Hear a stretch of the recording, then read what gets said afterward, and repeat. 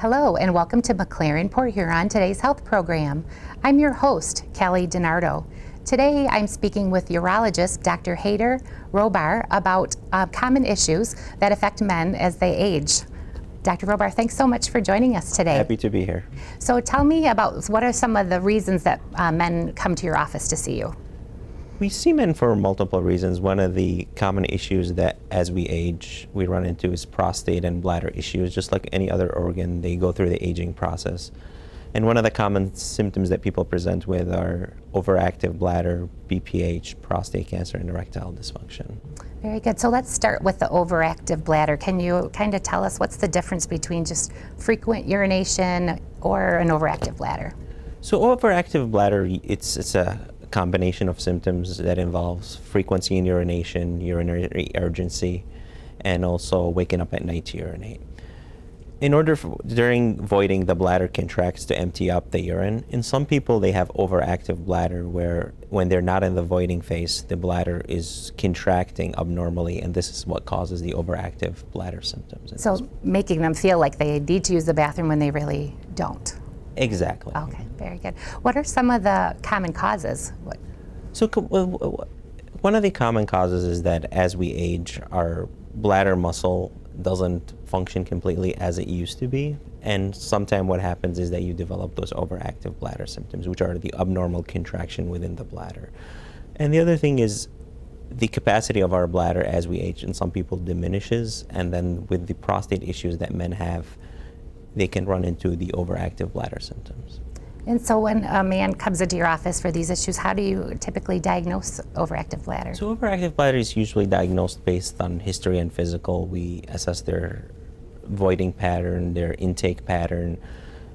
Men, when they present to our clinic, it's automatically everybody gets a urine test to screen for any evidence of blood in the urine or any other signs of infections or anything to rule out that before we reach the diagnosis of overactive bladder.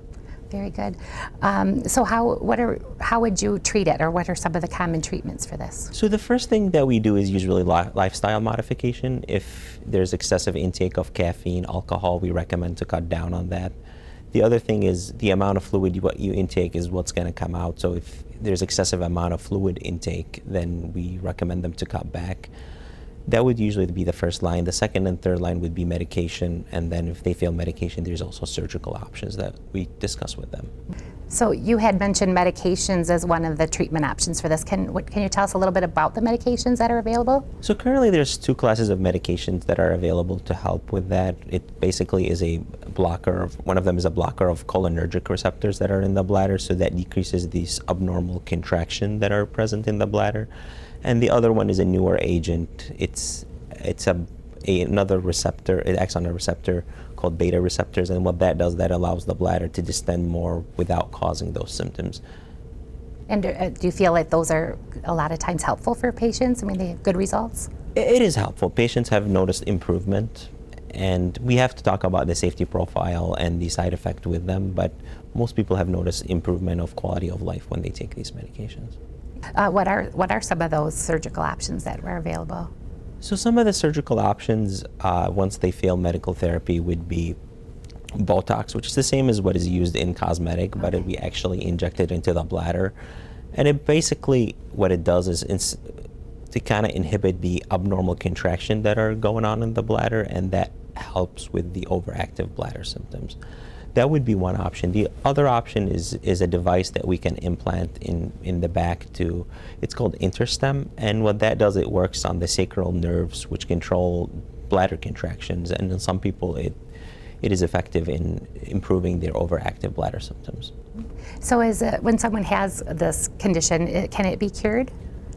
I don't know if I would use the cure term, but we can improve their symptoms where they have much better quality of life than what they had before, because the goal of these treatments is to decrease the frequency, decrease the urgency of urination, where it becomes more functional and people can continue to enjoy life. Is this condition, would you consider it to be pretty common? It's pretty common. It's a common thing that we see. And as we age, the percentage of men affected with that condition is increasing. This is really great information for our audience. We do need to take a short break though, but we will continue our discussion when we return.